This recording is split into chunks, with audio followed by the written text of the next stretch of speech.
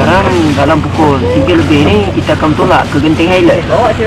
Macam biasa, tolak kami memang gila. Anak-anak sambut, habis sampai Genting kita sambut. Ustaz, sekarang kita berada di kaki bukit Genting. Yang ni sekarang kita dapat lihat pemandangan dia. Sikit je lah, tak banyak pun kan. Yang ni Iqbal, Presiden. Presiden sejuk ya. Boy Benyet.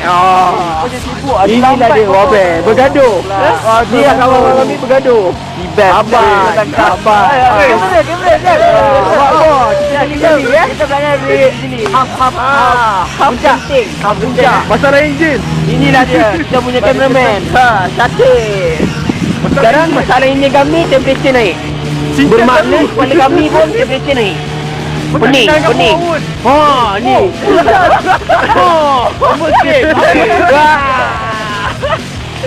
Ya, di sini.